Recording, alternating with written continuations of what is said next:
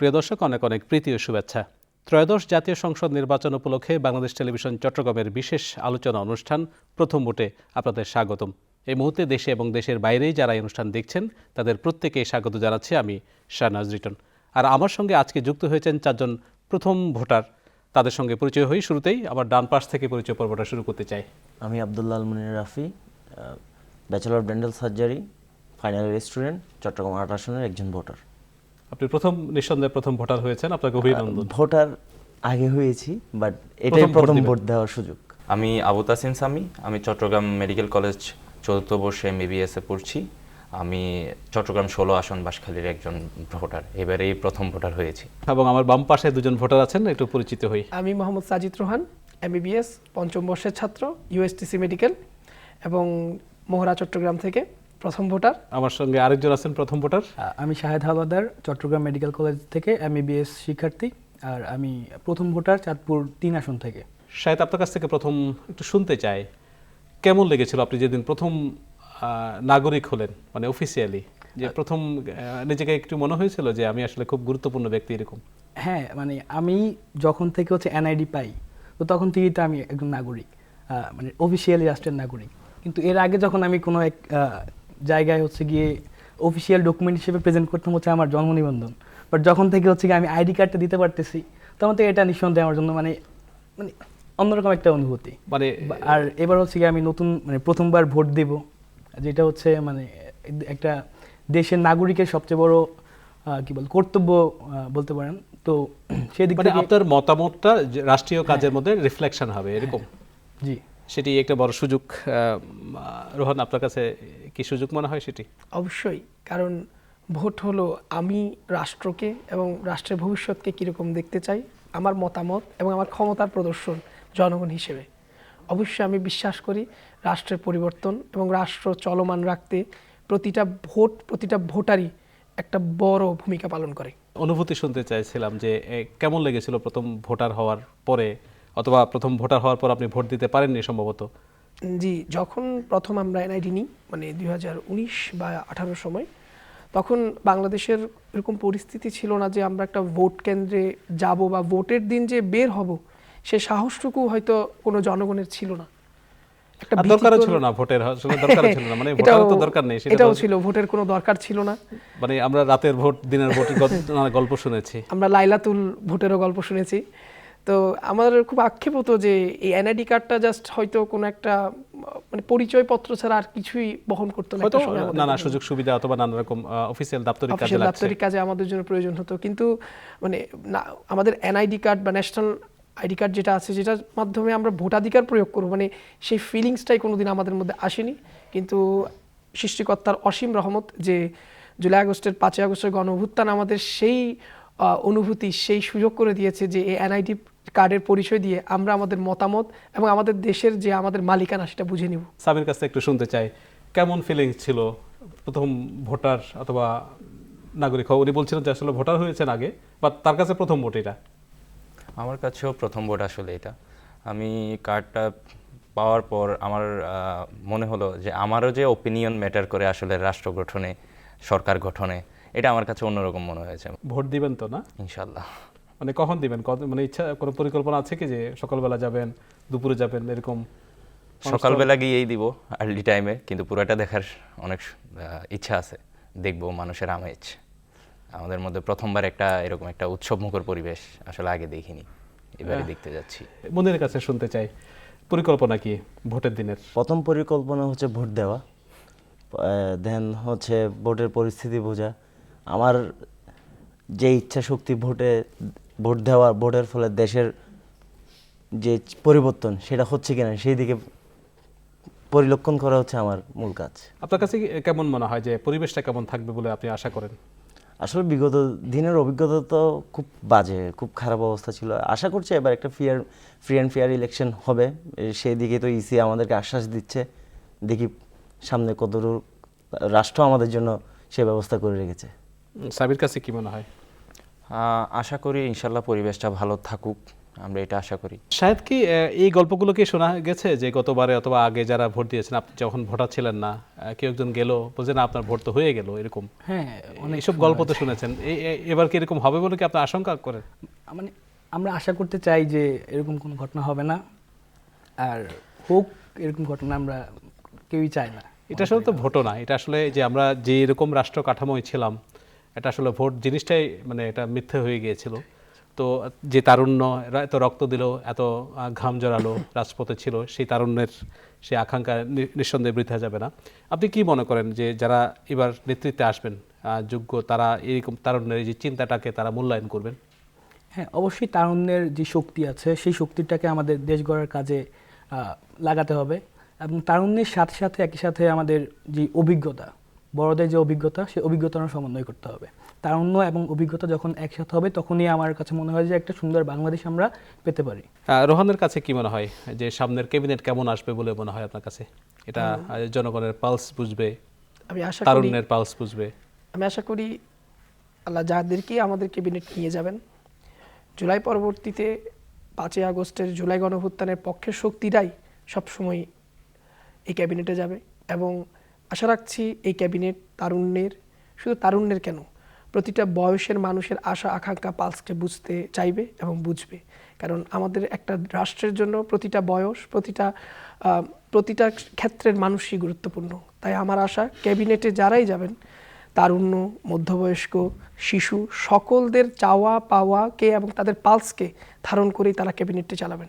আপনার কাছে কি এই জিনিসটা মনে হয় যে যারা মানে আমরা যেটা দেখছিলাম যে মানে ঘুণে ধরা সমাজ এবং এরকম করে অনেক প্রতিনিধি চলে আসছিল, অনেক এরকম এই সংসদে সেরকম প্রতিনিধিত্ব আসতে পারে? আমি আশা করছি আমাদের এই সংসদটা খুবই ঐতিহাসিক একটি সংসদ এবং ঐতিহাসিক একটি ক্যাবিনেট হবে।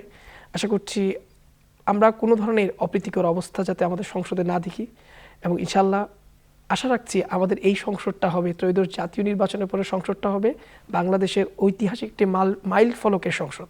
আমি ডান পাশে একটু আসতে চাই। মনে আপনার কাছে এখন যারা সংসদ সদস্য হওয়ার জন্য আপনাদের দুয়ারে দুয়ারে আসছেন, মানুষের কাছে যাচ্ছেন, তারা কি প্রতিশ্রুতি দিচ্ছেন, সেগুলো আসলে আপনারা কতটুকু বিশ্বাস করছেন? বিশ্বাস বলতে আমি সবসময় প্রার্থীকে দুইটা ভাবে ভাগ করব, একটা হচ্ছে ব্যক্তিত্ব আর একটা হচ্ছে তার ইশতেহার বা প্ল্যান, পরিকল্পনাটা কি। আমার কাছে ব্যক্তিত্ব হচ্ছে এটা, প্ল্যান পরিকল্পনাটাই সবচেয়ে আগে থাকবে, কারণ যার মধ্যে কিছু করার ইচ্ছা শক্তি আছে সেই আগে থেকে প্ল্যান পরিকল্পনাগুলো আমাদেরকে জানাবে। সো সেদিক থেকে যাদের প্ল্যান পরিকল্পনা আমার কাছে গ্রহণযোগ্য মনে হবে আমি তাদেরকে ভোট দিব। তারা মানে সংসদ সদস্য হলে কি করবেন, দেশের জন্য কি করবেন, স্বাস্থ্য খাতে কি করবেন, অন্যান্য খাতে কি করবেন, এটা ডিটেইল প্ল্যান আর কি। ডিটেল প্ল্যান দিতে হবে, আর শুধু প্রতিশ্রুতি দিলে তো হবে না, কাজের মাধ্যমে বাস্তবায়ন করতে হবে। আপনার কাছে কি মনে হয় মানে যারা ভোটাররা মানে কি ভাবছেন? আপনি তো নিজে একজন ভোটার, প্রার্থীরা আসছেন, বিভিন্ন জায়গায় গণসংযোগ করছেন, কিরকম প্রতিশ্রুতি দিচ্ছেন, মানুষ কিভাবে নিচ্ছে এগুলোকে? দেখুন, কিছু জায়গায় হয়তো বা অপ্রীতিকর কিছু অবস্থা আছে, কিন্তু যাদেরকে আমরা চিনি বা যাদের সমাজে নন ফেস, যাদের সমাজে গ্রহণযোগ্যতা আছে, তাদেরকে খুব ভালোভাবেই মানুষ অ্যাকসেপ্ট করছে। যারা গত দশকগুলোতে বা যে 3টা নির্বাচন হয়েছে সেখানে অনেকেই অ্যাটেন্ড করতে পারে নাই, কম্পিটিশন আসতে পারে নাই বিভিন্ন কারণে। এবার হয়তো অনেক যোগ্য ব্যক্তিকে আমরা চোখে দেখছি, আমরা তাদেরকে ভালোভাবে অ্যাকসেপ্ট করছি। আমরা ব্যক্তিকে দেখে ভোট দেব, মার্কা কেন হবে? মার্কা ঠিক আছে, মার্কার পাশাপাশি আমরা ব্যক্তিকেও দেখবো, ব্যক্তিটা ইম্পর্টেন্ট। ব্যক্তিত্ব, তার পরিকল্পনা, তার পরিকল্পনা তার কেমন presentation হচ্ছে। এবং হ্যাঁ বিশ্বাসযোগ্যতা কত হতে চাই আর কি। বাম পাশে একটু সাহিত্যের কাছে আসতে চাই। আপনারা এটা খুব কমনলি সবাই মেডিকেল স্টুডেন্ট ধরতে গেলে, স্বাস্থ্য খাতের যে দুর্দশা বিগত সময়গুলোতে, আমি শুধুমাত্র 1 দশক 2 দশক না, দীর্ঘদিন ধরে আর কি, স্বাস্থ্যে বাজেট কম, বাজেট আসলে সেগুলো ফিরে যায়, এটা নিয়ে আসলে আপনার কোনো চিন্তা ভাবনা আছে কিনা? দেখেন, আমাদের যখন প্রতিদিন আমরা ওয়ার্ডে যাই তখন আমরা দেখি যে আমাদের ওয়ার্ডের নিচে, উপরে, পাশে আমরা হাঁটার জায়গা পাই না রোগীর জন্য। সাথে করে হচ্ছে গিয়ে আমাদের হসপিটালের যে ইনস্ট্রুমেন্টগুলো আছে, টেস্টের ল্যাব আছে, ল্যাবগুলো হচ্ছে সব নষ্ট পড়ে আছে। তো আমরা চাই নতুন যে সরকার আসবে 12 তারিখের পর, সেই সরকার যাতে স্বাস্থ্য খাতের বাজেটটা বাড়ায় এবং একই সাথে আমাদের যে ইনস্ট্রুমেন্টাল যে ডেফিসিয়েন্সি বা ঘাটতি রয়েছে সেই ঘাটতিটা যাতে পূরণ করতে পারে, সেই বিষয়গুলো নিয়ে যাতে বিস্তারিতভাবে কোনো একটা পরিকল্পনা সাজায়। চিটাগং মেডিকেলের কথা যদি বলি, এখানে 5,000-7,000 হয়তো মানে মানুষ থাকতে পারে, এখানে হচ্ছে 15,000 20,000 এরকম। তো আপনি হাঁটতে পারবেন কোথায়? হাঁটা তো আসলে তার গায়ের উপর দিয়ে হাঁটতে পারবেন। প্রতি ওয়ার্ডে তার ধারণ ক্ষমতা 2, 3, 4, 5 গুণ মাঝে মধ্যে ছাড়িয়ে যায়। তো এটা ম্যানেজ করাটা আসলে খুবই ডিফিকাল্ট। তো আমাদের হচ্ছে গিয়ে হসপিটালে যে কাঠামোগত অবকাঠামোগত উন্নয়ন এটা তো প্রয়োজন, সাথে হচ্ছে গিয়ে আমাদের যেই বেড সংখ্যা আছে এটা বাড়াইতে হবে, এবং সাথে করে আমাদের যেই প্রাইভেটে যেই যে ব্যয়টা, ওই ব্যয়টা হচ্ছে গিয়ে যদি কোনোভাবে কমিয়ে আনা যায়। সহনশীল রাষ্ট্রীয় পৃষ্ঠপোষকতা হোক, যেভাবে হোক, অথবা আইনি ভিত্তির মাধ্যমে আর কি। রোহানের কাছে একটু আসতে চাই একই প্রসঙ্গে। শাহেদ যেটা বলছিল যে মানে মেডিকেলে একটা চাপটা কমানো যায়, সেক্ষেত্রে আমার কাছে মনে হচ্ছিল কিছু মানুষ বলছিল যে ইউনিয়ন স্বাস্থ্য ব্যবস্থা, উপজেলা স্বাস্থ্য ব্যবস্থা, সেগুলোকে যদি একটু ডেভেলপ করা যায়, সেন্ট্রালে কিন্তু ওই চাপটা পড়ে না। প্রাইমারি হেলথ কেয়ারটাকে যদি ডেভেলপ করা যায় তাহলে হয়তো আমাদের টার্সিয়ারি লেভেলে বা কোয়াটারনারি লেভেলে অতটা বেশি চাপ পড়বে না। এখন কারণ সে আইডেন্টিফাই হচ্ছে টার্সিয়ারি লেভেলে এসে, মানে জিনিসটা এরকম যে হচ্ছে সে আসলে ধুকে ধুকে ওই সময় তার কাছে মানে ডায়াগনোসিসই হয়নি, সে একটা মানে জটিল রোগ আক্রান্ত অনেক পরে, যখন আসলে করার কিছু থাকে না, অথবা অনেক বেশি মানে পে করতে হচ্ছে তাকে। জি, অবশ্যই আপনার কথাটা অনেকটাই সত্য যে যদি আমাদের প্রাইমারি যেটা ইউনিয়ন বা উপজেলা লেভেলে যে সেই চিকিৎসা ব্যবস্থা, সেটা যদি আরও একটু ভালো উন্নয়ন বা আরেকটু ভালোভাবেই যদি আপনার ডেভেলপড হয়, তাহলে হয়তো আমাদের টার্সিয়ারি লেভেলে রোগীর একটু চাপ কমবে। কিন্তু বর্তমান বিশ্ব এবং করোনার পরে যদি আমরা বলি, আমাদের উচিত কিউরেটিভের থেকেও প্রিভেন্টিভ মেডিসিনে বেশি জোর দেওয়া, এবং এই প্রিভেন্টিভ মেডিসিনই দেখা যাবে আমাদের যে টার্সিয়ারি বা সেকেন্ডারি লেভেলে যে রোগীর চাপটা সেটা অনেকাংশে কমিয়ে আনতে পারে। কারণ বর্তমান যুগে আমরা যদি একেবারে দ্বিতীয় বিশ্বের দেশগুলো দেখি, তারা কিউরেটিভের থেকেও প্রিভেন্টিভ যেই কেয়ার আছে সেটার উপর বেশি এমফাসাইজ প্রবাদ তো আছে যে মানে prevent is the better than cure. হ্যাঁ, সেটি আসলে যদি হয়, এবং সেটি তো বাস্তবায়ন করবে ল মেকাররা। এই যে সংসদ যেটি আগামী 12 তারিখে আপনারা নির্বাচন করবেন, এই বাংলাদেশের মানুষ ভোট দিয়ে করবেন, তাদের প্রতি সেই প্রত্যাশা তো করাই যায় যে তারা স্বাস্থ্য খাতে আরো বেশি মনোযোগ দিবেন, দুর্নীতি হবে না। একটু দুর্নীতির কথা আমি ডান পাশে আসতে চাই। আমাদের স্বাস্থ্য খাতে যেইটুকু ইনভেস্ট হয় সেটুকু কি আসলে ইমপ্লিমেন্টেশন হয়? যদি আমি উপজেলা লেভেলে যাই, সেই ক্ষেত্রে দেখবেন আমার উপজেলায় 3 জন ডাক্তার প্রয়োজন, সেক্ষেত্রে অনেক উপজেলায় 1 জন ডাক্তার দিয়েই সেই উপজেলা হেলথ কমপ্লেক্সটা চালানো হচ্ছে। আবার প্রাইভেট হেলথ হসপিটালগুলোর ক্ষেত্রে মানে দেখা যায় কি, যেটা ডায়াগনোসিসের কথা আপনার টার্সিয়ারি লেভেলে আসে, প্রাইমারি হেলথ কেয়ার হওয়ার কথা সেটা টার্সিয়ারি লেভেলে এসে হচ্ছে। সেক্ষেত্রে আমার সরকার পরবর্তীতে চাইলে প্রাইভেটের সাথে সরকারের একটা নিজেদের মধ্যে কোলাবোরেট করে জিনিসটাকে প্রাইমারি লেভেলে এনে ডায়াগনোসিস করার ব্যবস্থাগুলো করতে পারে। সেক্ষেত্রে দুর্নীতি জিনিসটা আসলে এমনভাবে ছেয়ে গিয়েছে, মানে আমরা চাইলেও এই জায়গা থেকে বের হইতে পারছি না। আমরা চাই স্বচ্ছতার মাধ্যমে দুর্নীতিটা, মানে সেটাও আর কি আসলে চাওয়াটা এরকম হচ্ছে স্বাস্থ্য খাতে বরাদ্দ বাড়াক, কিন্তু সেই বাড়াটাও তো মানে কার্যকর করতে হবে। সেটা যদি দুর্নীতি খেয়ে ফেলে, আসলে এটা কটুকার মানুষের কাছে আসবে যদি যোগ করতেন। আসলে আমাদের তৃতীয় বিশ্বের দেশগুলোতে দেখলে দেখা যায় কি, বিশেষ করে আমাদের দেশের কথা বলি, একটা রোড কনস্ট্রাকশনে 600-700 কোটি টাকা ব্যয় হয়ে যায়। হাসপাতালে কত টাকা আসতেছে, আমার মনে হয় অনেক বাজেটই আসে, কিন্তু এগুলো ভালোভাবে ইউজ হচ্ছে না।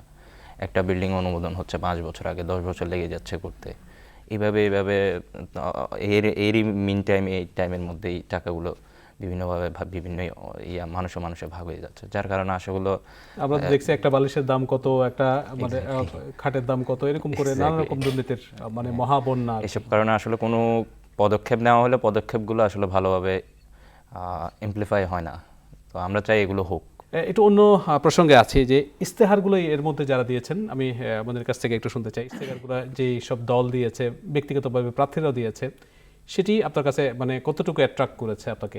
বাংলাদেশের মতো একটা রাষ্ট্রে আসলে ইস্তেহার জিনিসটা হচ্ছে কি, আমি আমার দেশটা যতটুকু আমি এর মধ্যে প্ল্যানগুলো করব, অনেকের প্ল্যানগুলো কাছাকাছি, মানে এমন ডিফারেন্সিয়েট কোনো প্ল্যান নাই। আমি চাই হচ্ছে যারা সুনির্দিষ্ট কিছু প্ল্যান কথা বলেছে, সুনির্দিষ্ট কিছু ইস্তেহার দিয়েছে, তারা সেটা বাস্তবায়ন করুক এবং সেটাই আমরা গ্রহণ করব। আমি কি মানে সেই মূল্যায়নটা করবেন যে আসলে শুধুমাত্র প্ল্যান না, বাস্তবায়নের সক্ষমতা, অবশ্যই একই আমরা সঙ্গে তার চাই বিশ্বাসযোগ্যতা। হ্যাঁ, বিগত আমলে অনেক কিছু অনেক রকম বলেছে, কতটা বাস্তবায়ন হয়েছে আমরা তো দেখতে পাচ্ছি। দেশের অবস্থা দেখতে পাচ্ছি, প্রতিটি খাতে দুর্নীতি কীভাবে ছেয়ে গেছে। এই জন্য এগুলো বাস্তবায়ন করতে হবে, পাশাপাশি দুর্নীতি থেকে লাগাম টেনে ধরতে হবে যাতে ওভাবে বাস্তবায়িত হয় ভালোভাবে। আমি একটু বাম পাশে আসতে চাই। আরেকটি প্রসঙ্গ, আপনারা খুব লাকি যে দুটো ভোট দিতে পারতেছেন। আমি আসলে এই প্রসঙ্গটা আনিনি যে জাতীয় সংসদ নির্বাচন মানে একই সঙ্গে গণভোট, সেই গণভোটটা আপনাদেরকে কতটুকু টাচ করছে, আসলে সেটি আমি ব্যক্তিগতভাবে মনে করি সেটা এই ভোটের চেয়ে অনেক বেশি গুরুত্বপূর্ণ, কারণ এটা এখানে রাষ্ট্র মেরামতের প্রশ্ন জড়িত। আপনার মূল্যায়নটা কীরকম? গণভোটটা আমাদের জুলাই সনদের উপর, এবং আমাদের আবু সাইদ, ওয়াসিম, মুগ্ধরাজ যেই কারণে আমাদের 2000 শহীদরা তাদের রক্ত দিয়েছে, আহত হয়েছে, আমরা সবাই রাস্তায় নেমেছি, সেই জুলাই আন্দোলনের একটি সনদ বা জুলাই আন্দোলনের একটি বাস্তবিক প্রেক্ষাপট হলো আমাদের এই গণভোট। অবশ্যই এই গণভোটটাও আমাদের জন্য অনেক নতুন, এবং এই গণভোটে হ্যানার যে ব্যাপারটা সেটাও আমাদের জন্য নতুন। কারণ আমাদের হয়তো আমাদের আগের জেনারেশন হয়তো কোনো একটা গণভোট দেখেছে, আমরা গণভোট কি শুধু বই পুস্তকেই পড়েছি। তাই প্রথম ভোটার হিসেবে জাতীয় সংসদ নির্বাচন ভোট যতটা আমাদের জন্য এক্সাইটমেন্টের, গণভোট আমাদের জন্য ততটা এক্সাইটমেন্টের, এবং গণভোট আমাদের জন্য একটি ইমোশনালও বটে। কারণ আমাদের যারা জুলাই যোদ্ধা বা আমরা যারা আন্দোলনে শরিক হওয়ার সুযোগ পেয়েছি, তাদের জন্য এই গণভোটটা আসলেই একটা নতুন কিছু পাওয়ার স্বপ্ন। গণভোটে অনেকগুলো বিষয় আছে। আমি যদি মানে সাদামাটা বই বলি যে প্রধানমন্ত্রী এবং রাষ্ট্রপতির ক্ষমতার ভারসাম্য, তারপরে পার্লামেন্ট দ্বিকক্ষ হওয়া, এরকম চেক অ্যান্ড ব্যালেন্স থাকা, এবং দুদক বলেন অন্যান্য রাষ্ট্রীয় যে প্রতিষ্ঠানগুলো সেগুলোকে শক্তিশালী করা, এরকম নানা ইস্যু আছে। সেটি আসলে রাষ্ট্রীয় প্রস্তাবনার মতো এক প্রকার। এখানে আসলে আমি বলছিলাম যে রাষ্ট্র এখানে প্রার্থীর মতো, অথবা সরকার এখানে প্রার্থীর মতো।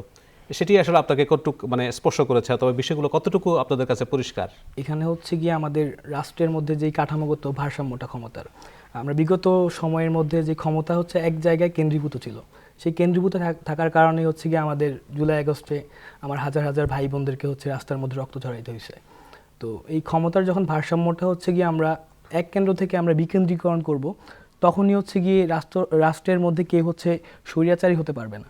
তো জুলাই আগস্টের এই গণভ্যুত্থানের পরে যে গণভোট হচ্ছে এবং যে জুলাই সনদ আছে, সেই সনদ বাস্তবায়নের মধ্য দিয়ে আমি মনে করি যে এই স্বৈরাচার হওয়ার যে পথ, সেই পথটা হচ্ছে বন্ধ হয়ে যাবে, এবং গণভোট থেকে সেটাই হচ্ছে গিয়ে আমার আকাঙ্ক্ষা থাকবে। আমি ডান পাশে একটু শুনতে চাই মনের কাছে, গণভোট আসলে আপনাদের কাছে পরিষ্কার কিনা, এবং সেটি নিয়ে আপনাদের চিন্তা ভাবনা কিরকম? আমরা যতটুকু বুঝি সেটা হচ্ছে রাষ্ট্র সংস্কারের একটা বিষয়, প্রধানমন্ত্রী এবং রাষ্ট্রপতির মধ্যে ক্ষমতার ব্যালেন্স করা, কিংবা আলাদা আলাদা দপ্তরগুলো নিজেদের কাজগুলা করবে, সেই যে দলগুলোর সাথে একটা মানে অনেক দিনের দীর্ঘ আলাপচারিতা এবং মানে সমঝোতা বৈঠকের পর একটা জায়গায় আসছে যে কিছু কিছু জায়গায়, সেখানে হয়তো সেগুলো মানুষের কাছে উপস্থাপন করা, সেটির ম্যান্ডেট নেওয়া, জিনিসটা এরকম। কিন্তু সেটি আসলে আপনাদের কাছে টাচ করছে কতটুকু? আমি মানে বিশেষ করে তারুণের কাছে প্রশ্ন। আমরা যারা জুলাই আন্দোলন একদম সরাসরি সামনে থেকে দেখেছি, আমাদের জন্য এটা একটা অনেক বেশি আবেগের জায়গা।